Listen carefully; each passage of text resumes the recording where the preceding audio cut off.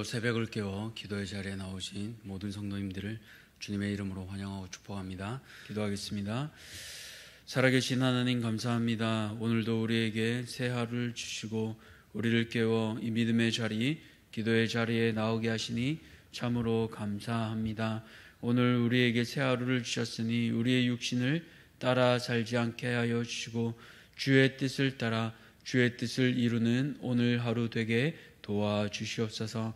특별히 오늘부터 또 주일까지 사랑하는 유치부 여름 성경학교가 시작됩니다. 특별히 밤늦게까지 준비하고 수고한 교육자들과 교사들 가운데 하나님 저들을 위로하여 주시고 힘주시기를 간절히 소망합니다. 이 시간을 통하여 사랑하는 우리 자녀들이 하나님의 사람이 되게 하여 주시고 특별히 주기도문을 통하여 하나님 앞에 구할 것들을 바르게 배우고 또 우리의 필요를 하나님께 아뢰을 때 그 필요에 응답받는 귀한 주의 자녀들 되게 도와주시옵소서. 하나님 또 이 새벽에 사랑하는 우리 다음 세대를 위하여 기도합니다. 하나님 끊임없이 주의 말씀 앞에 나아가는 시간을 정하여 나아갑니다. 이 모든 것을 준비하는 교육자와 교사들 가운데 함께하여 주시고 하나님 이 시간들을 통하여 사랑하는 우리 자녀들이 하나님을 인격적으로 만나고 하나님의 백성으로 살아가는 귀한 은혜의 시간이 되게 도와주시옵소서. 또 사랑하는 우리 구역장님들을 붙잡아 주시옵소서. 한 사람 한 사람을 돌보고 영혼을 사랑하는 일이 참 쉽지 않습니다. 그러나 예수님께서 12 제자들을 사랑으로 인내하시고 품으신 것처럼 그 사랑과 인내와 품음을 우리의 자리에서 연습하며 살아내는 우리 사랑하는 구역장님들 되게 도와주시옵소서. 다음 주부터는 또 제자 훈련이 시작됩니다. 하나님 이 오랜 시간 동안 제자 훈련을 통하여 하나님의 사람으로 빚어가게 도와주시옵소서. 나의 연약함과 나의 죄된 본성들을 계속하여 내려놓게 하여 주시고 하나님의 말씀 앞에 비추어 훈련하며 공부할 때 하나님의 사람으로 빚어질 수 있도록 은혜 더하여 주시옵소서. 하나님 이 새벽에 하나님께 찬양을 올려드립니다. 귀한 천사 찬양대에 찬양을 흠모하여 주시고 저들의 삶도 하나님께 찬양 올리는 삶이 되게 하여 주시옵소서. 이제 주의 말씀을 듣습니다. 주의 말씀 앞에 우리의 심령들을 내려놓고 이 말씀을 적용하며 삶으로 나아가는 모든 자들 되게 도와주시옵소서. 감사드리며 우리 구주 예수 그리스도 이름으로 기도드렸습니다. 아멘. 오늘 하나님께서 우리에게 주시는 말씀은 이사야서 7장 10절에서 17절까지 말씀입니다. 이사야서 7장 10절에서 17절까지 말씀, 구약 성경 976쪽에 있는 이사야서 7장 10절에서 17절까지 우리 다 찾으셨으면 함께 교독하겠습니다. 여호와께서 또 아사에게 말씀하여 이르시되 너는 내 하나님 여호와께 한 징조를 구하되 깊은 데에서든지 높은 데에서든지 구하라 하시니 아하스가 이르되 나는 구하지 아니하겠나이다. 나는 여호와를 시험하지 아니하겠나이다 한지라. 이사야가 이르되 다윗의 집이여 원하건대 들을지어다. 너희가 사람을 괴롭히고서 그것을 작은 일로 여겨 또 나의 하나님을 괴롭히려 하느냐. 그러므로 주께서 친히 징조를 너희에게 주실 것이라. 보라 처녀가 잉태하여 아들을 낳을 것이요 그의 이름을 임마누엘이라 하리라. 그가 악을 버리며 선을 택할 줄 알 때가 되면 엉긴 젖과 꿀을 먹을 것이라. 대저 이 아이가 악을 버리며 선을 택할 줄 알기 전에 내가 미워하는 두 왕의 땅이 황폐하게 되리라. 여호와께서 에브라임이 유다를 떠날 때부터 당하여 보지 못한 날을 너와 내 백성과 내 아버지 집에 임하게 하시리니 곧 아수르 왕이 오는 날이니라. 아멘. 이 시간 끝까지 손 내미시는 하나님, 끝까지 손 내미시는 하나님, 이런 제목으로 말씀을 함께 나누고자 합니다. 우리가 함께 읽은 이 이사야 7장은요 아하스 왕 시대를 배경으로 하고 있습니다. 이 시기의 국제 정서는 두 가지로 나누어집니다. 친아수르와 반아수르로 나누어지는데요, 친아수르에 앞장섰던 이 남유다를 반아수르 연합군인 아람과 북이스라엘은 결코 곱게 보지 않았습니다. 그래서 결국 아하스를 몰아내고 다른 왕을 세우려고 하는 것을 앞절인 1절에서 9절까지 우리가 어제 살펴보았습니다. 그리고 이제 이 상황 앞에 남유다는 풍전등화와 같은 상황 앞에 놓여 있습니다. 그런 아하스를 하나님께서는 긍휼히 여기시고 또 이사야 선지자를 보내셔서 하나님을 신뢰할 것을 말씀하시는데요. 아람과 에브라임은 부직갱이에 불과하다. 그리고 7절을 보시면 그 일은 서지 못하며 이루어지지 못하리라 하고 하나님께서는 위로하며 말씀하고 계십니다. 그리고 오늘 본문을 보니까 더 나아가 징조, 즉 표적을 구하게 하시면서요, 믿음의 기회를 주고 계십니다. 오늘 우리가 읽은 이 11절을 다른 번역본으로 보면 이렇게 해석하고 있습니다. 만일 네가 내 말을 확인하고 싶으면 표적을 구하라. 하늘에 있는 것이나 땅에 있는 것이나 무엇이든지 좋다라고 말씀하십니다.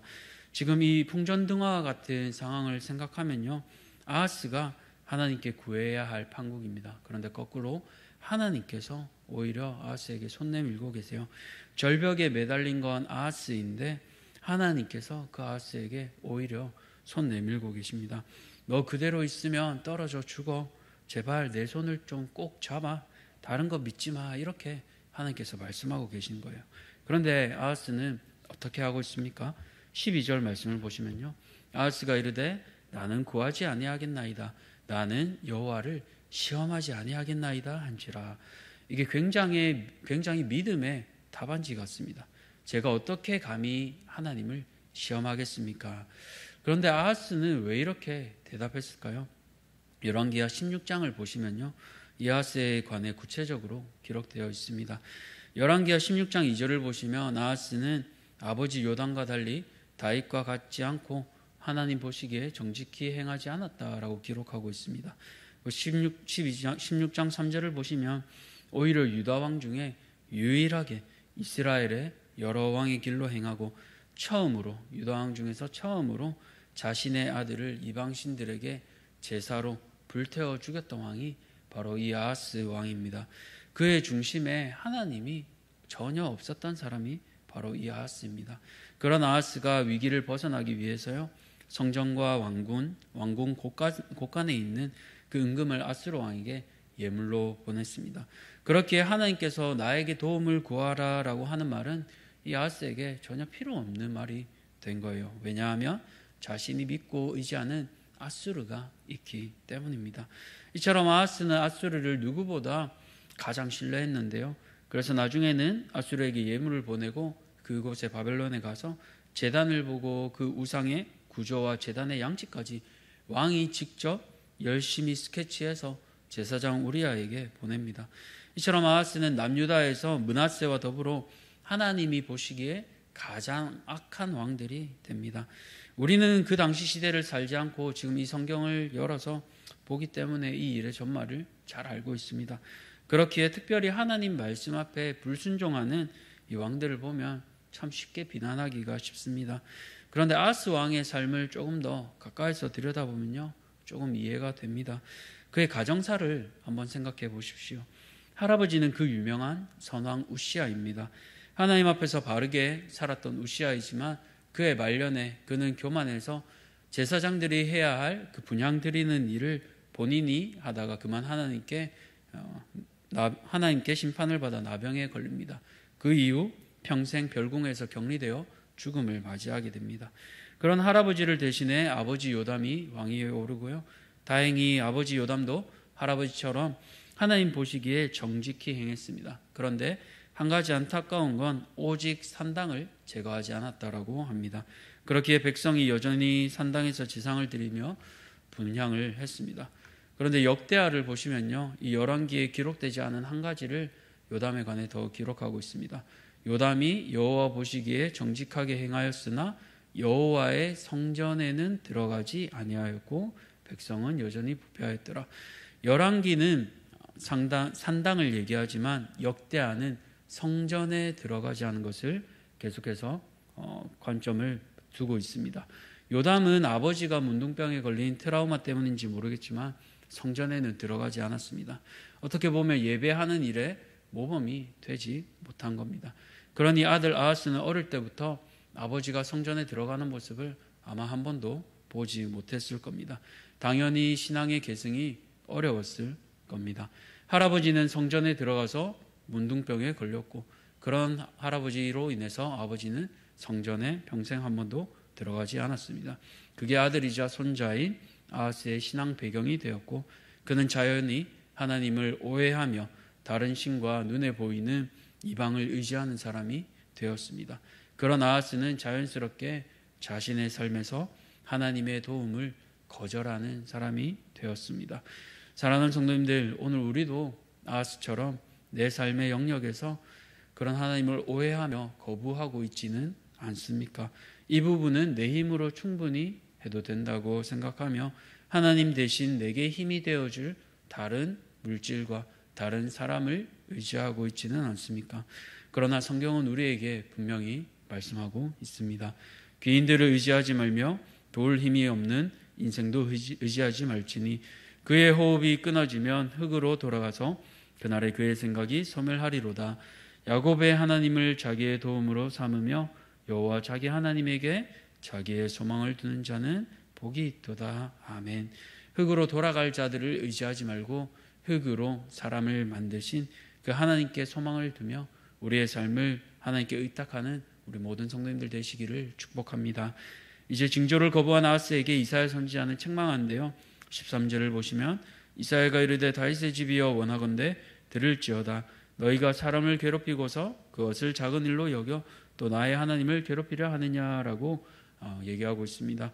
그러나 이런 책망만 있지는 않습니다. 하나님께서는 오히려 징조를 구하지 않은 아하스에게 징조를 보여주시는데요. 14절을 보시면 그러므로 주께서 친히 징조를 너희에게 주실 것이라. 보라, 처녀가 잉태하여 아들을 낳을 것이요 그의 이름을 임마누엘이라 하리라 라고 말씀하십니다. 하나님께서는 처녀가 잉태하여 임마누엘이라는 아들을 낳게 하실 겁니다. 그리고 그 아이가 자라 악을 버리며 선을 택할 줄 알기 전에 그날에 지금 아하스를 괴롭히는 북이스라엘과 아람의 땅이 황폐케 되리라고 말씀하십니다. 이 말이 무엇을 의미합니까? 임마누엘, 우리와 함께 하시는 하나님께서 구원하시는 겁니다. 비록 하나님의 손을 거절하고 자신의 불신앙으로 나아가는 아하스지만 그런 아하스에게 하나님께서는 친히 임마누엘 징조를 보여주시며 손을 놓지 않으시는 아버지 하나님이심을 보여주시는 겁니다. 그래서 이 하나님의 임마누엘 징조를 보며 우리는 끝까지 손 내미시는 그 하나님을 말씀에서 보게 됩니다. 그리고 마지막 17절에서는 그토록 의지하던 아수르가 이제 남유다를 공격하게 될 것을 보여주신데요. 이것은 심판을 통해서, 그럼에도 불구하고 심판을 통해서 다시 돌아오기를 원하는 하나님의 마음을 보여주고 있습니다. 이처럼 오늘 말씀은 하나님께서 심판 가운데서도 끝까지 손 내미시며 구원을 베푸시는 분이심을 잘 보여주고 있습니다. 사랑하는 성도님들, 오늘 말씀을 통해서 우리는 믿음의 명문 과정에서 최악의 불신자가 나오는 슬픈 역사의 말씀을 보게 됩니다. 그러나 그런 아하스를 하나님께서는 다가와 손 내미십니다. 포기할 만한 사람, 이제 그만 멀리하고 싶은 아하스인데 끝까지 손 내미시는 그 하나님이 우리 아버지 하나님이십니다. 때로 우리도 포기하고 싶은 사람이 있을 겁니다. 함께 섬기는 지체가, 또 구역원이, 또 직장에서 만나는 내 동료가 그럴 수 있습니다. 내 기준에서 할 만큼 했고 최선을 다했을 수 있습니다. 그러나 기억합시다. 내가 포기하고 싶은 사람이었습니다. 내가 아하스와 같은 사람이었습니다. 그런 포기할 만한 아하스와 같은 나를 하나님께서는 포기하지 않으셨습니다. 그 사랑으로 우리도 다른 지체들을 향해 손 내미시는 믿음의 성도님들 되시기를 주님의 이름으로 축복합니다. 기도하겠습니다. 살아계신 하나님 감사합니다. 오늘 말씀을 통해 믿음의 명문 가정 가운데서도 최악의 불신자가 나오는 슬픈 구약의 역사를 보게 됩니다. 그러나 그 가운데서도 하나님은 그런 아하스를 포기하지 않으시며 끝까지 손 내미시고 징조를 구하라고 그렇게 손을 내미시지만 포기하는 아하스에게 오히려 징조를 주시며 그 징조를 통하여 우리에게 구원을 베푸시는 하나님이심을 기억합니다. 이 말씀을 기억하며 포기하고 싶은 아하스와 같은 사람이 먼저 나였음을 정직히 고백합니다. 오늘 하루 또 다른 아하스들을 만날 때 하나님의 긍휼의 마음을 기억하게 하여 주시고 임마누엘 되신 그 예수님을 기억하며 우리를 찾아와 주시고 손 내미시며 구원을 베풀어 주시는 그 은혜의 예수님으로 인하여 사랑할 수 없는 사람을 사랑하게 하시고 포기하고 싶은 사람을 포기하지 않게 하도록 우리를 하나님의 사람으로 빚어가 주시옵소서. 이 새벽에 엄마를 따라 나온 혜성이를 기억하여 주시고 하나님의 자녀가 하나님의 성전 안에 거하며 믿음을 따라 살아갈 때 하나님 부모의 신앙보다도 더 뛰어난 위인으로 하나님 세워주시기를 간절히 소망합니다. 그래야 하여 사랑하는 우리 다음 세대가 하나님의 믿음 안에서 성전 안에서 하나님의 사람으로 귀하게 자라나 사무엘과 같이 민족을 변화시키며 민족을 하나님 앞으로 인도하는 귀한 지도자들로 세워가게 도와주시옵소서. 오늘 하루도 주님께 온전히 의탁드리며 우리 구주 예수 그리스도 이름으로 기도드렸습니다. 아멘. 하늘에 계신 우리 아버지여, 이름이 거룩히 여김을 받으시오며 나라가 임하시오며 뜻이 하늘에서 이루어진 것 같이 땅에서도 이루어지이다. 오늘 우리에게 일용할 양식을 주셨고 우리가 우리에게 죄 지은 자를 사하여 준 것 같이 우리 죄를 사하여 주시옵고 우리를 시험에 들게 하지 마시옵고 다만 악에서 구하시옵소서. 나라와 권세와 영광이 아버지께 영원히 있사옵나이다. 아멘. 오늘은 경남 횃불교회에 계신 심수구 목사님을 위해 함께 기도하겠습니다. 첫 번째로 한 몸, 한 가족 공동체로서 하나님 나라의 영광과 충만을 드러내는 교회 되게 하도록, 또 두 번째로 전도의 문을 열어주셔서 말씀을 사모하는 자들이 찾아오며 청소년, 아동부를 시작할 수 있도록, 마지막으로 예배당 증축에 필요한 재정이 채워질 수 있도록 우리 경남 횃불교회 심수구 목사님을 위해 기도해 주시고 또 아픈 환우들을 위해서 함께 기도해 주시기 바랍니다. 우리 개인의 기도 제목을 가지고 함께 기도의 자리로 나아가겠습니다.